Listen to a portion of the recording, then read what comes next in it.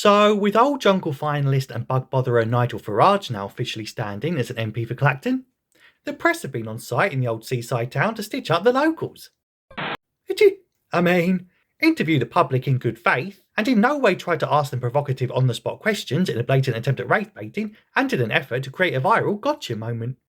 One such viral moment, though, came in the form of a super-based Clacton bloke, calmly explaining the feelings of the town to the left-wing media and how left behind and betrayed they feel after the supposedly conservative government have spent 14 years allowing them to be displaced from the East End of London in favour of infinity immigrants, and having actually conserved the square root of diddly and squat.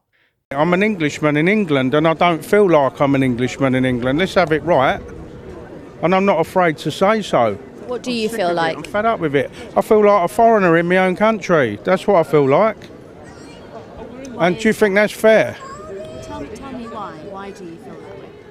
Well, because we're surrounded by foreigners. That's why.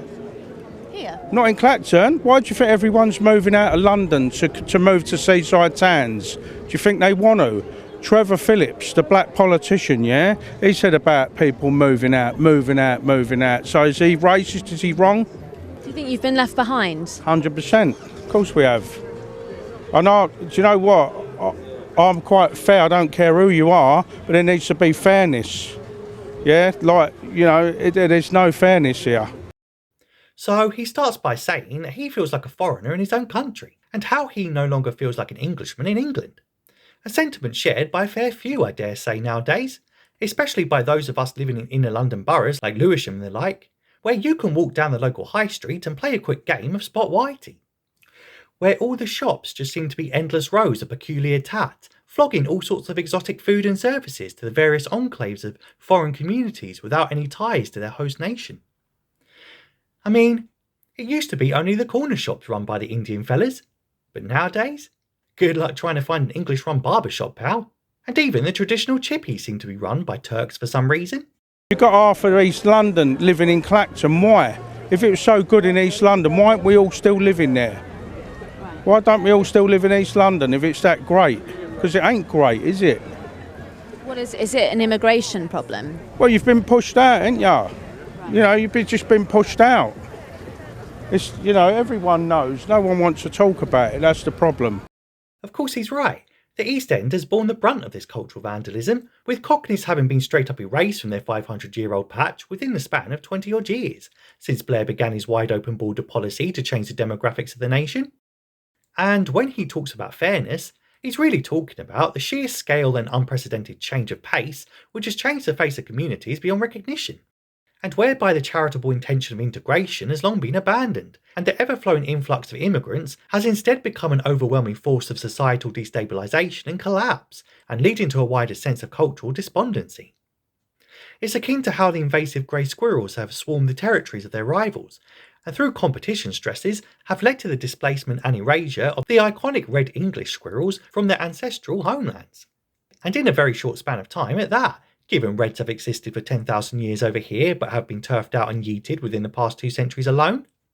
It's, you know, everyone knows. No one wants to talk about it. That's the problem. I want to talk about it. You know. And he's right. You can't even mention the sacred idol of immigration without being called a racist or implied as a xenophobe. Just look at how the Liberal audiences groan at Nigel Farage on the leaders' debates every time he tries to point out the giant glaring elephant in the room. And of course the Liberal interviewer wants to talk about it with him. It makes for great content for leftists to find frustrated gammons in the wild, shove a mic in their face and put them on the spot to vent about their own cultural destruction. And suddenly, as if by magic, lived experiences aren't worth toffee to these people. You know, you get branded a racist. My wife's from Calcutta, yeah? I've got half-caste cousins. You're not politically correct. You've got to say mixed race. I've been brought up the old way, you know? Mixed race people was called half-caste, yeah? See, this fella was brought up the old way. Back in a time when you could say hurty words and blatantly obvious observable facts, like biological men can't get pregnant. And being morbidly obese is neither stunning and brave, nor particularly good for your health. Or the total lifespan of your furniture, for that matter. Yep, people are just tired of the same old predictable insults being slung around just to try and smear and undermine their legitimate concerns. And worse, we're now totally desensitised to such a label, which is really not good for the health of society when there are actual and quite nasty racists out there on the proper fringes, which risk going unchallenged given they're now mixed in with rather milquetoast people like Farage and Auntie Betty down the street, who just don't want to be confronted by machete gangs on her way to the local bingo. I mean, you don't even have to look too far to find actual racism now out and proud in the public square. An author and podcast host with over 45,000 Twitter followers openly smugly retweeted a pic of the June 1st Patriotic Freedom March, whilst making no effort to hide his open contempt of his own people. Just imagine the vibes in that crowd. The aroma of sweat and meat, the piggy little eyes in bulldog faces. Gah! Can you imagine if a Tommy supporter with a large platform described a BLM protest like this? Smugly mocking watermelon smiles or something. They'd be cancelled before the rainbow cops could burst through the door with their pink fluffy handcuffs, son. And where you're at a point when you can even make Nick Lowles, aka the leader of Hope Not Hate, seem like the most reasonable, composed person on the thread, and you know you've got off the bloody deep end.